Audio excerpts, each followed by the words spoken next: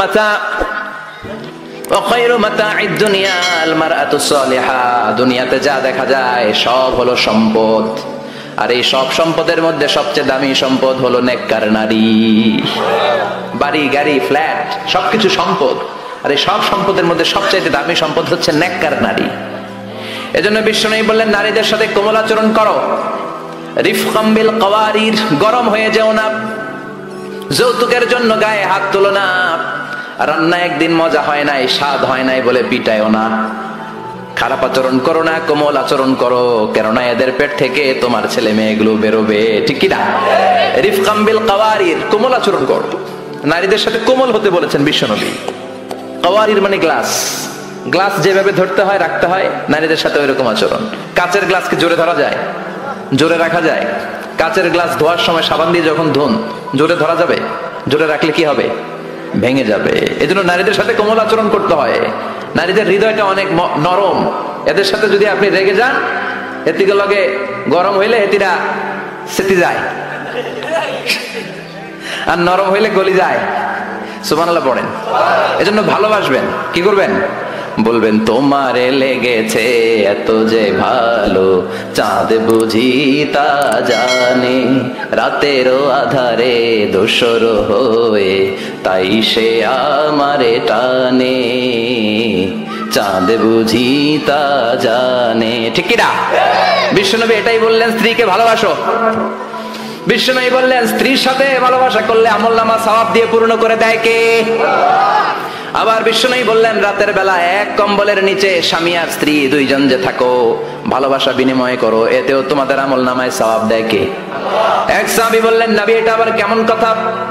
স্ত্রীর সাথে ভালোবাসা বিনিময় করলে কেমন করে সওয়াব হয়? স্বামী স্ত্রীর প্রেম ভালোবাসাতে আবার সওয়াব আসবে কোত্থেকে? বিশ্বনবী বললেন, এটাই ইসলাম।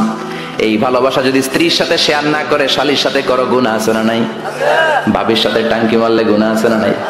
তো শালীর সাথে ভাবির সাথে যদি ভালোবাসা শেয়ার করেন, যদি গুনাহ হয়, নিজ স্ত্রীর সাথে ভালোবাসা শেয়ার করলে সওয়াব হয়। সুবহানাল্লাহ পড়েন। আপনার হাত যখন আপনার স্ত্রীর হাতের সাথে মিলান, দুই হাতের সগীরা গুনাহ মাফ করে দেয় কে?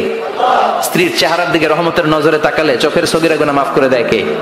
আর শালীর দিকে তাকাইলে কবিরা গুনাহ দেয় কে? কথা বলেন, তাকানো যাবে? আন-নাযার সাহামুন মাসমুম মিন সিহামি ইবলিস। দৃষ্টি হচ্ছে শয়তানের বিষ মাখানো তীরবানের মধ্য থেকে একটা ভয়ঙ্কর তীরবান। এই দৃষ্টির তীর দিয়ে শয়তান যুবক যুবতীদেরকে কাবু করে ফেলে। এজন্য আমার যুবক ভাইরা, তোমাদের এই স্মার্টফোন গুলোর ভিতরে ইন্ডিয়ান নায়িকাদের কোমর দুলানো ড্যান্স রাখা যাবে না, চিল্লায় বলো ঠিক কিনা? এই মোবাইল ফোন গুলোর ভিতরে ব্লু ফিল্ম রাখা যাবে না, অশ্লীল দৃশ্য রাখা যাবে না। কিয়ামতের কঠিন ময়দানে যখন কোনো ছায়া নাই, মানুষগুলো পেরেশান, ওই বিপদের দিন আল্লাহ 7 ব্যক্তিকে ছায়া দিবে। তার মধ্যে এক শ্রেণী হচ্ছে তোমরা যুবকেরা, যাদের সময়টা উল্টাপাল্টা কাটে নাই, যাদের সময়গুলো হিন্দি সিনেমা দেখে কাটে নাই, যে ছেলেগুলো রাতের জায়নামাজে, তাহাজ্জুদের জায়নামাজে চোখের পানি দিয়ে জায়নামাজকে ভিজিয়ে দিয়েছে, ওই ছেলেদেরকে আরশের ছায়াতলে ছায়া দিবে কে? এজন্য আল্লাহর ভয় অন্তরে থাকার দরকার আছে না নাই? সবচেয়ে দামি হচ্ছে আল্লাহর ভয়। এটাকে আরবিতে বলে তাকওয়া। আরবিতে কি বলে? যে যুবকদের হৃদয়ে তাকওয়া আছে, আল্লাহর ভয় আছে, তাদেরকে আরশের নিচে ছায়া দিবে কে? যাদের হৃদয়ে আছে আল্লাহর ভয়, তারা কবু পথ ভুলে যায় না। আল্লাহর প্রেম ছাড়া এই দুনিয়ায় কারো কাছে কোনো কিছু চাই না। রাতের আধারে যারা সেজদাতে রায়, দু চোখের শ্রুতে নদী যেন বয়।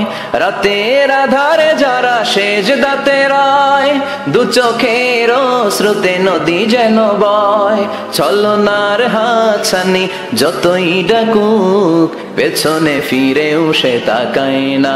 যাদের হৃদয়ে আছে আল্লাহর ভয়, তারা কবু পথ ভুলে যায় না।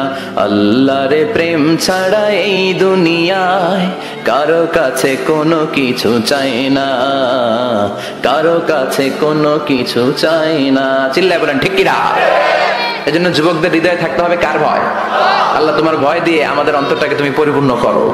আমরা যেন নজর হেফাজত করতে পারি, তুমি তৌফিক দাও। আমাদের নারীদেরকে তুমি কবুল করো। আমার বোনদের পেট থেকে তুমি বড় বড় আল্লাহ